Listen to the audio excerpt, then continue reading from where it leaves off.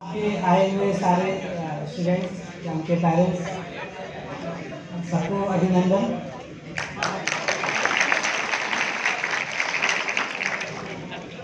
जैसे कि सर ने बताया कि जब सर ने मुझे बोला कि ऐसा एक प्रोग्राम करना चाहते हैं संस्कृत को, तो हम लोग एक्सपेक्ट कर रहे थे कि 100 से 200 लोग आएंगे।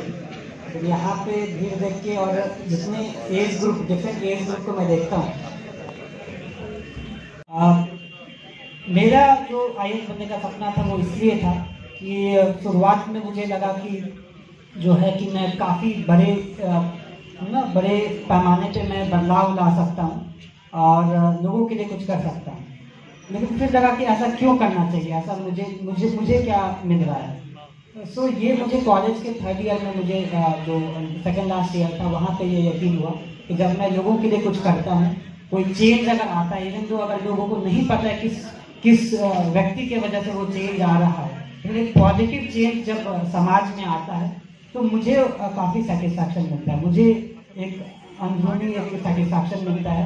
तो ये चीज़ जो है वो मैं कॉलेज में, जो कि मैं लीडरशिप रोल्स में था अपने हॉस्टल में, तो वहाँ पे जब मैं दूसरों के लिए काम करता था तो मुझे एक सेंस ऑफ सेटिस्फैक्शन मिलता था। सो आई थिंक आपका भी अगर जो एम है वो अगर क्लियर हो कि वो आप क्यों बनना चाहते हैं, तभी आप किसी भी एग्जामिनेशन की जो है वो तैयारी करें। आप लोगों के जैसे जो कि तैयारी करते हैं, मेहनत करते हैं और उनको गाइडेंस चाहिए होता है कि IAS की तैयारी कैसे करनी है। इसी सोच के साथ हमारे एक सीनियर IAS ऑफिसर, तो NSCS क्या करती है? NSCS बहुत सारा काम करती है बिहार झारखंड के लिए।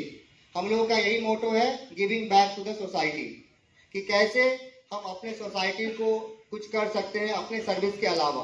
भारी संख्या में आए हैं, आई एम सॉरी कि मुझे नहीं पता था आप लोग इतनी संख्या में आएंगे, तो बहुत बड़ा हॉल और करते।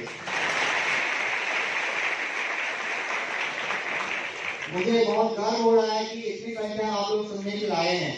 इनिशियली रैंक 1 आया, शुभम आए हैं,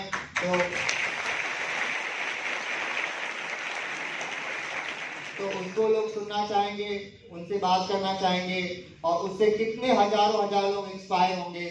और वो 28 मार्क्स है, तो कोरिलेशन नहीं होता है।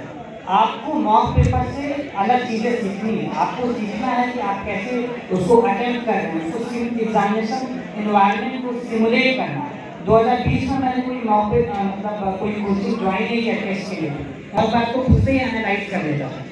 तो वो एनालिसिस ज़्यादा जरूरी है। आप मार्क्स की चिंता ना करें, आप अपना पेपर को जो टॉपर्स के पेपर से उससे कंपैरिजन करें, आप अपने पीयर ग्रुप जो आपके दोस्त को दिख रहे हैं तो उससे कंपैरिजन करें, खुद एनालाइज करें, है ना।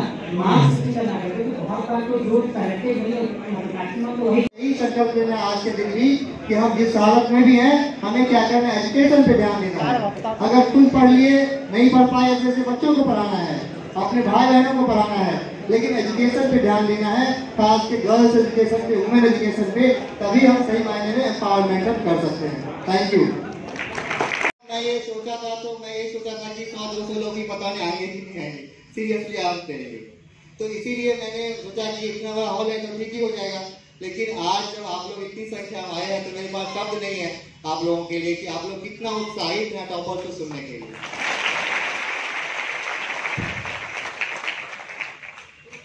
को हमारे वेबसाइट के माध्यम से, फेसबुक पेज के माध्यम से और ट्विटर के माध्यम से बताया जाएगा।